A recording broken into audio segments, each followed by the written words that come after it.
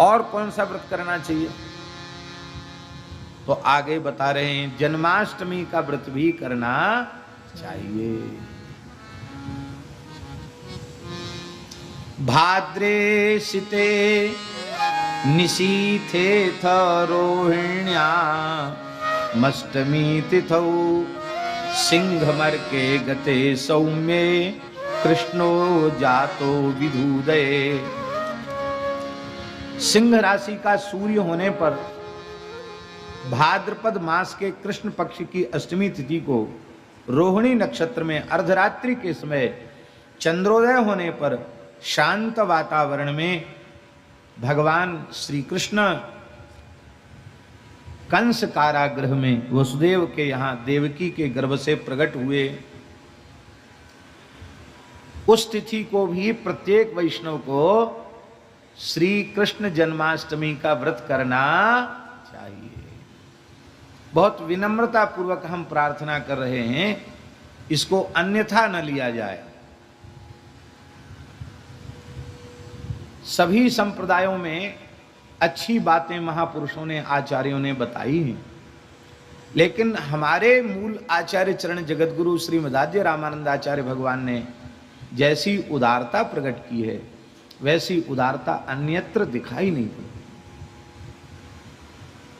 सीधे सीधे शब्दों में कहें तो अन्य लोगों ने रामनवमी व्रत पर ज्यादा जोर नहीं दिया, जन्माष्टमी व्रत कर लो, रामनवमी की जरूरत नहीं, ये निषेध न किया पर विधान भी नहीं किया।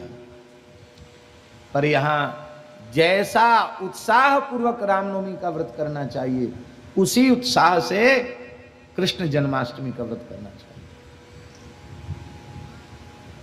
हमारी बड़ी विनम्र प्रार्थना है।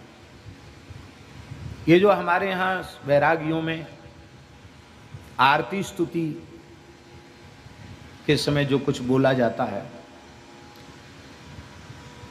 तो ये आज की बात नहीं है। जिस समय समाज संगठित हुआ था, 4 संप्रदाय का संगठन हुआ, अनी अखाड़े खालसे सब संगठित हुए और उस संगठन के मूल कागज को भी हमने पढ़ा है, जिसमें उस काल में जब 4 संप्रदाय खालसे का गठन हुआ था, अखाड़ों की स्थापना हुई थी, उसमें किन किन महापुरुषों के हस्ताक्षर थे, वो उसका फोटोकॉपी हमको देखने का अवसर मिला। उसमें डाकोर के मंगलदास जी का हस्ताक्षर है, मंगलदास लिखा है, जैसे पुराने अक्षर होते थे ऐसे लिखा है। उस समय निश्चित किया गया था कि आरती में कौन श्लोक बोलेंगे, स्तुति में क्या बोलेंगे, और सबने निश्चय किया था कि ये आरती स्तुति बोली जाएगी। लेकिन रामानंदी संत अभी भी उसी आरती स्तुति को बोल रहे हैं, भय प्रगट कृपाला, भय प्रगट कुमारी, भय प्रगट गोपाला। लेकिन और जगह कहीं भय प्रगट कृपाला नहीं होता है। संगठन सबका है और हस्ताक्षर सबके पूर्वाचार्यों ने किए थे, जिसमें राम कृष्ण नारायण की उपासना में भेद न रहे। लेकिन बाद में सब अपनी अपनी कट्टरता में चले गए। रामानंद संप्रदाय ऐसा उदार संप्रदाय है कि आज भी वो अपनी उदार विचारधारा में सबको समाहित करने की सामर्थ्य रखता है। और यही कारण है कि हिमालय से कन्याकुमारी तक रामानंद संप्रदाय का विस्तार हुआ। तो आचार्य चरण जन्माष्टमी व्रत करना चाहिए। और क्या कह रहे हैं, देखिए ध्यान से सुने। जन्माष्टमी शास्त्र मुदा व्रतोत्सवम कृष्णार्चनम जागरणम महाफलम अनेक जन्मार्जित पापनाशनम कृष्णस्य कीर्ते श्रवणं च कीर्तनम। उस जन्माष्टमी की पवित्र तिथि पर प्रत्येक रामानंदीय वैष्णव को कृष्ण भगवान का अर्चन करना चाहिए। कृष्णार्चनम, जैसे रामार्चन है ऐसे ही कृष्णार्चन की भी पद्धति है। लेकिन इस समय कृष्णार्चन की पद्धति प्रायः विलुप्त हो गई, लेकिन अभी संतों की कृपा से अपने यहाँ रामार्चन की पद्धति अभी भी चल रही है। कृष्णार्चन करे, जागरण करे, उसका बड़ा फल है। अनेक जन्मों के पापों का नाश हो जाएगा श्री कृष्ण की कीर्ति के श्रवण से और श्री कृष्ण के पवित्र नामों के संकीर्तन से अनेक जन्मों के पाप नष्ट हो जाते हैं। और आज भी आचार्य चरण की ऐसी कृपा है कि रामनवमी की तिथि पर जैसा उत्साह दिखाई पड़ता है, उससे कम उत्साह रामानंदी संतों में जन्माष्टमी पर नहीं। वैसा ही उत्साह जन्माष्टमी महोत्सव में भी संतों में दिखाई पड़ता है। ये विद्या जन्माष्टमी भी नहीं करना चाहिए। त्याज्याष्टमी चेदथ वाजि विद्या तथाग्नि विद्धम विधिवम च हेयम चेदष्टमी नो विधिभेन युक्ता महात्मभिर विष्णु परायण स्तयी।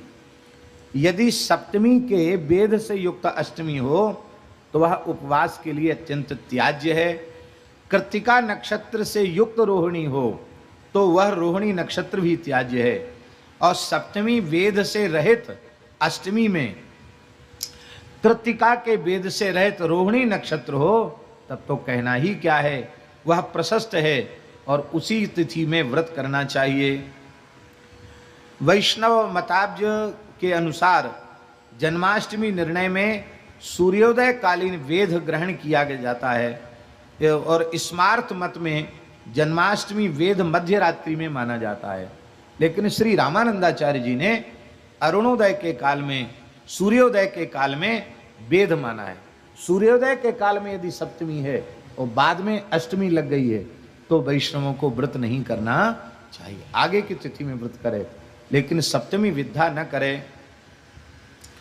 विद्या जयंती यदि सप्तमी युता शुद्धा तथा सा नवमी युता यदि याह रोहिणी बन्नी युता विद्धि का गेया च शुद्धा यदि सा परान्विता।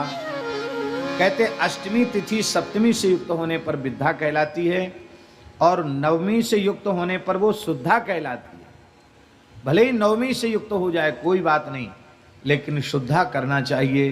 रोहिणी नक्षत्र कृत्तिका से युक्त होने पर विद्ध कहलाता है और रोहिणी नक्षत्र मृगशिरा नक्षत्र से युक्त होने पर शुद्ध कहलाता है।